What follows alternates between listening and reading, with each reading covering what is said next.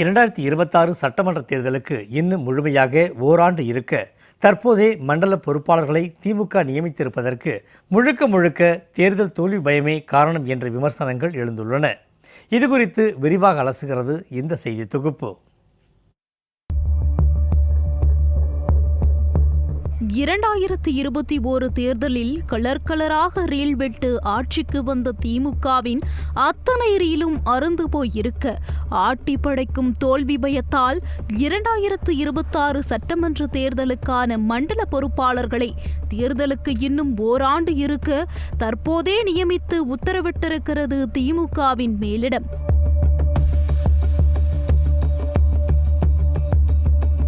கடந்த 2021 சட்டமன்ற தேர்தலில் ஒரு மாதத்திற்கு முன்புதான் மண்டல பொறுப்பாளர்களை நியமித்தது திமுக.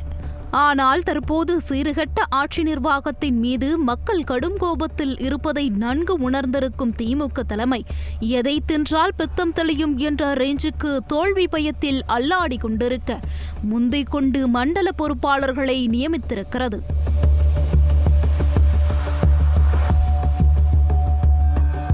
ஆட்சியின் சாதனைகளை சொல்லி மக்களிடம் ஓட்டு கேட்க திமுகவின் கைவசம் ஒன்றுமே இல்லை என்பதற்கு அமைச்சர் ரகுபதியின் சமீபத்திய பேச்சு போதுமான சாட்சி.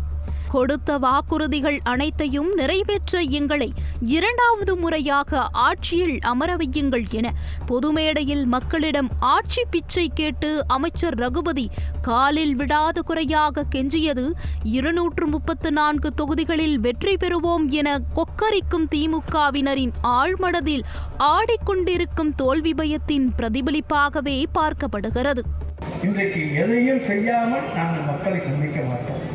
செய்துவிட்டு வந்து மக்களை நாங்கள் என்னென்னவெல்லாம் செய்திருக்கிறோம், எங்களை ஆதரியுங்கள் என்று கேட்கின்ற உரிமை எங்களுக்கு உண்டு.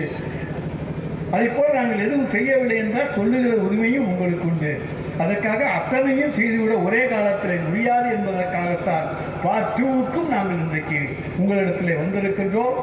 பழைய ஓய்வூதியம் என்ற பெயரில் அரசு ஊழியர்களுக்கு கல்தா கொடுத்தது, ஆவின் பால் விலை குறைப்பு என்ற பெயரில் சாமானியனின் வயிற்றில் அடித்தது, கூட்டுறவு நகை கடன் தள்ளுபடி என கூறிவிட்டு கண்டிஷன் போட்டது என வரும் தேர்தலில் திமுகவுக்கு மக்கள் மரண அடி கொடுப்பது ஏற்கனவே உறுதியாகிவிட்டது.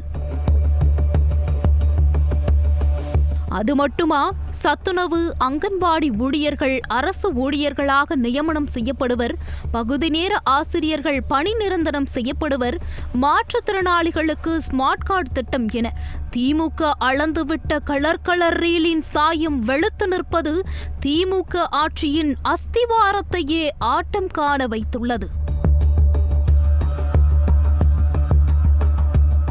மறுபக்கம் டாஸ்மாகில் ஊழல், கனிம வளத்தில் ஊழல், மாநகராட்சியில் ஊழல் என அமலாக்கத்துறையின் ரெய்டு பட்டியலில் சிக்கும் திமுக அமைச்சர்களின் லிஸ்ட் நீண்டு கொண்டே போகிறது.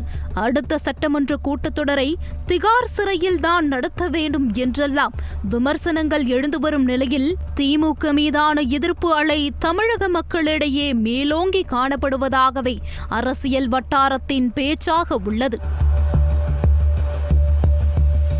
திமுக ஆட்சியை இழக்கப் போவது உறுதியாகிவிட்டதாகவே சொல்லப்படும் நிலையில் தேர்தலை சந்திக்க பணபலம் ஒன்றே பிரதானமாக நம்பியிருக்கும் திமுக 7 மண்டல பொறுப்பாளர்களை நியமித்து உள்ளடி பணிகளை ஓராண்டுக்கு முன்பே தொடங்கியிருப்பதாகவும் விமர்சனங்கள் முன்வைக்கப்படுகிறது. இதில் மிக முக்கியமாக பார்க்கப்படுவது திமுகவின் மண்டல பொறுப்பாளர்கள் பட்டியலில் அக்கட்சியின் அமைப்பு செயலாளர் RS பாரதியின் பெயர் இடம்பெறாததுதானா? திமுகவை தனது முழு கட்டுப்பாட்டில் எடுக்க துடிக்கும் செல்ல மகன் உதயநிதி ஆசையின் நிறைவேற்றும் விதமாகவே மோஸ்ட் சீனியர்கள் என்று சொல்லப்படும் திமுகவின் மேலிட அமைச்சர்களை ஸ்டாலின் ஓரங்கட்டி வருவதாக பேச்சுகள் எழுந்து வருகிறது. அதற்கு பொன்முடி, துரைமுருகன் போன்றவர்களின் தற்போதைய பரிதாபத்திற்குரிய நிலையை சாட்சியாக உள்ளதாகவும் கூறப்படுகிறது. இந்த நிலையில்தான் தற்போது மண்டல பொறுப்பாளர்கள் லிஸ்டிலிருந்து RS பாரதியின் பெயர் நீக்கப்பட்டு அது ஓரங்கட்டப்பட்ட திமுக மேலிடம் என்ற புதிய லிஸ்டில் சேர்க்கப்பட்டிருப்பதாகவும் சொல்லப்படுகிறது.